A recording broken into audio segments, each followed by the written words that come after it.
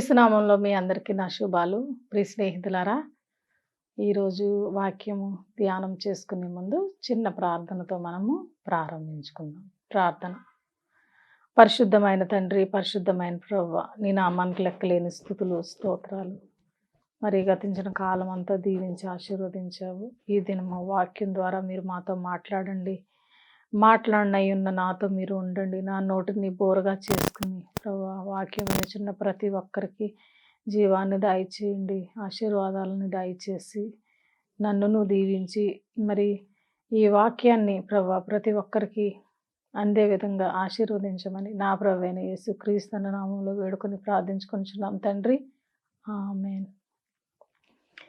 ప్రియ స్నేహితులారా, ఈ దినము నేను ఒక సంఘటన ద్వారా వాక్యంలోకి వెళ్ళాలనుకుంటున్నాను. ఆశ యొక్క సిద్ధాంతం చూడండి.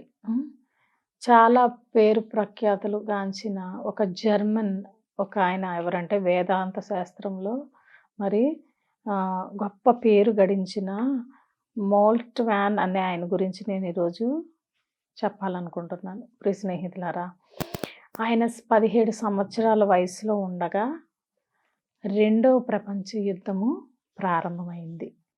అది ఎలా అంటే తదనంతరం ఆయన తప్పకుండా మరి ఆర్మీలోకి వెళ్ళవలసి వచ్చింది. ఆయన జర్మన్ ఆర్మీలో వెళ్ళాడు. అయితే ముందు లైన్లో ఉండి మరి యుద్ధము చేయవలసిన పరిస్థితుల్లో ఆఖరికి యుద్ధం ఓడిపోయి వారు బ్రిటిష్ సైన్యానికి బందీలుగా మరి వారు దొరికారు. ఆ బందీలందరినీ తీసుకెళ్ళి బ్రిటిష్ సైనికులు చెరసాలలో వేశారు.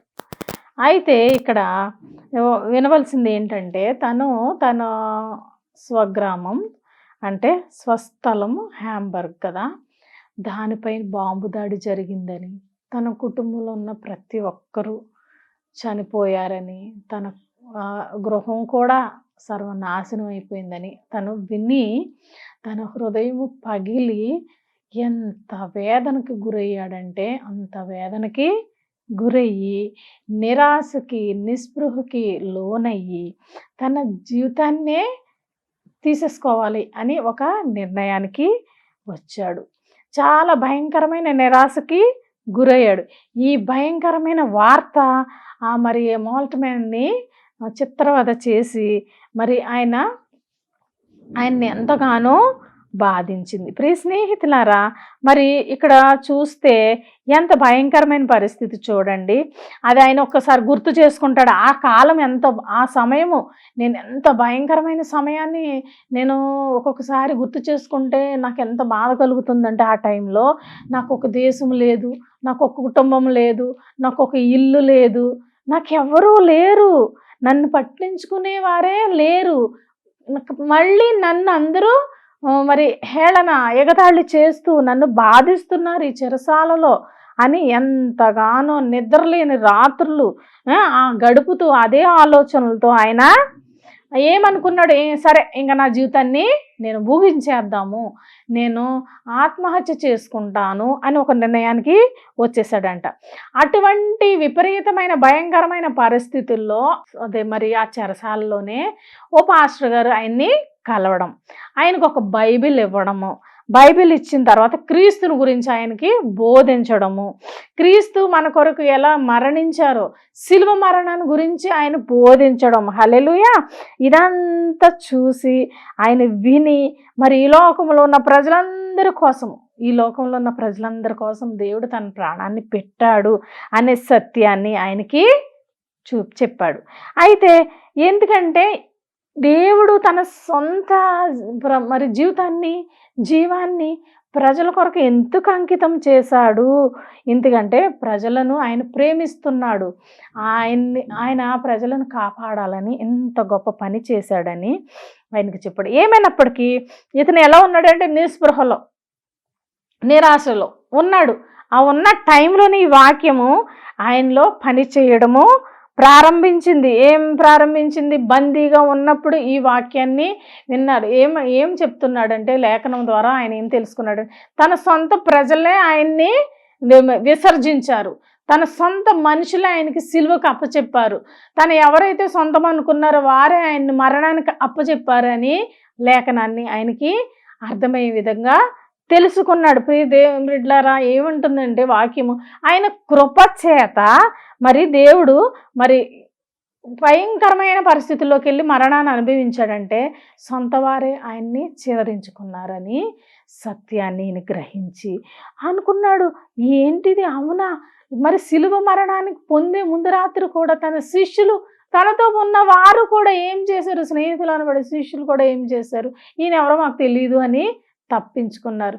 అంటే మన సొంత వారే మనల్ని ఇలా అన్నప్పుడు ఎంత ఘోరమైన, అంటే ఇటువంటి పరిస్థితులన్నీ క్రీస్తు అనుభవించాడు అని సువార్త ద్వారా ఆయన తెలుసుకుని అనుకున్నాడు, రమరమి నా పరిస్థితిలానే ఉంది యేసుప్రభు గారి పరిస్థితి కూడా. యేసుప్రభు కూడా నాలాగే విడిచిపెట్టబడ్డాడు, నాలాగే తృణీకరించబడ్డాడు, నాకులాగానే ప్రేమను నోచుకోలేదు, నాకులాగే అనాథ అయిపోయాడు, ఎవరూ లేక ఇలాగ చెరసాల్లో నేను ఎలా బందీగా ఉన్నాను అలాగే దేవుడు సిలువలో మరణాన్ని పొందవలసి వచ్చిందా, అచ్చు నాకులాగానే ఉంది, నా పరిస్థితి ఇంచుమించు అలాగే ఉంది అని పోల్చుకుని కొంచెం తృప్తి చెంది ఏమి చదివాడు, ఇంకా ఆ బైబిల్ చదవడం ప్రారంభించాడు కదా ప్రియ స్నేహితులారా. చదువుతూ ఉండగా ఆయనకి తెలిసింది ఏంటంటే ఆయన మరణించిన 3వ దినాన తిరిగి లేచాడు, పునరుద్ధానుడయ్యాడు అనే విషయాన్ని తెలుసుకుని ఆశ్చర్యపోయాడు. అవునా, ఎంత గొప్ప విడ్డూరం జరిగిందా, ఆయన పునరుద్ధానాన్ని పొందుకున్నాడా, 3వ దినాన్ని మరణపు ముళ్ళును విరిచి ఆ సమాధిని గెలిచాడా అనే సత్యాన్ని ఎప్పుడైతే తెలుసుకున్నాడో ఈయనకి ఇంకా సంతోషము, మరి ఆ పట్టలేనంత ఆనందము, ఆ క్రీస్తు గురించి ఆయన పునరుద్ధానం మరి సత్య సువార్తని విన్న వెంటనే ఆయన హృదయం ఉప్పొంగిపోయి వెంటనే నేను దేవుణ్ణి నమ్ముకుంటాను, తన హృదయాన్ని సమర్పించేసుకున్నాడు దేవునికి.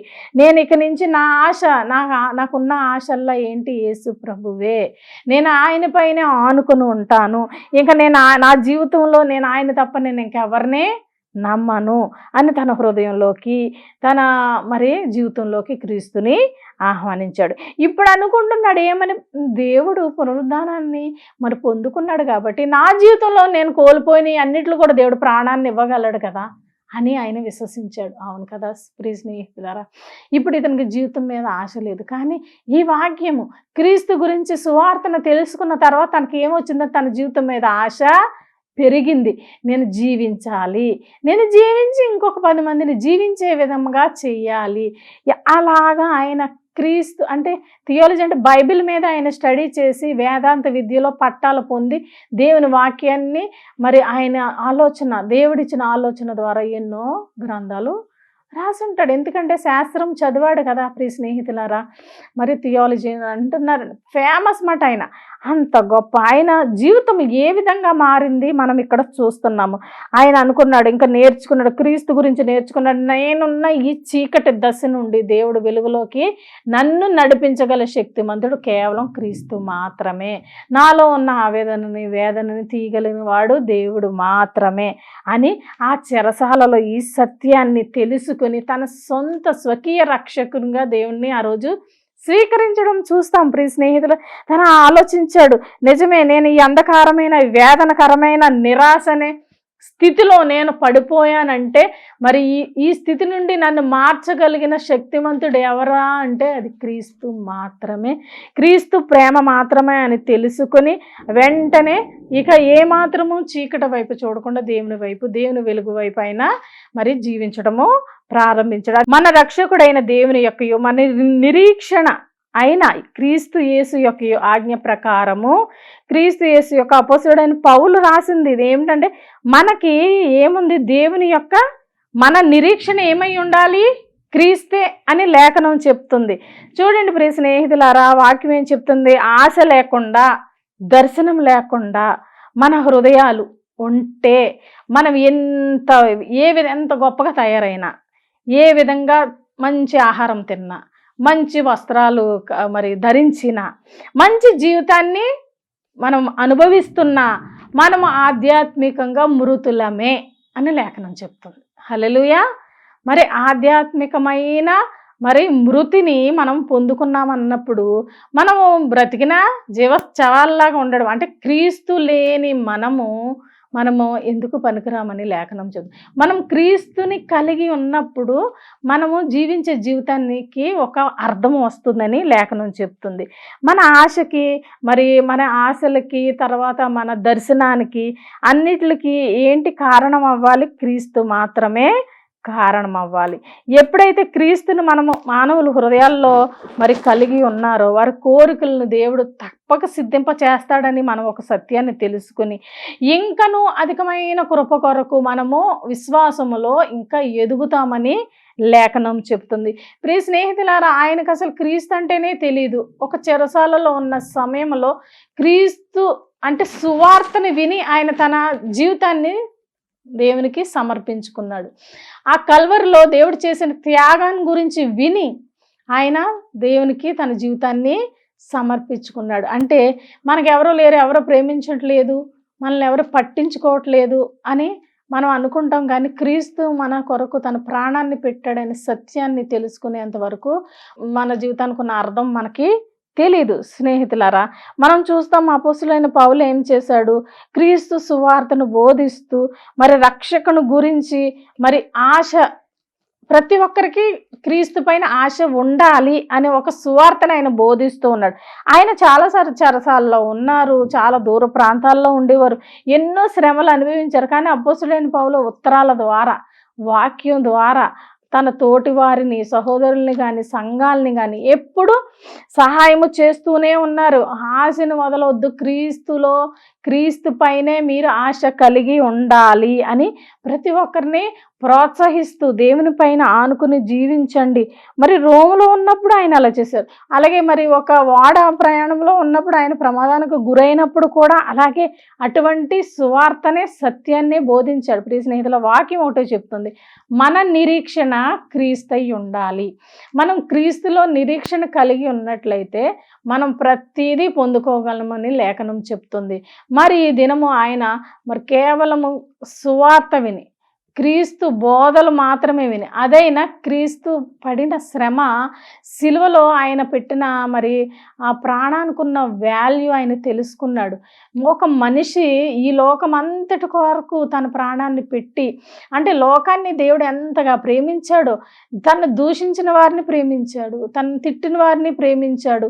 దేవుణ్ణి ఎంత ఘోరంగా శ్రమ పెట్టారండి సిలువ మరణం ముందు.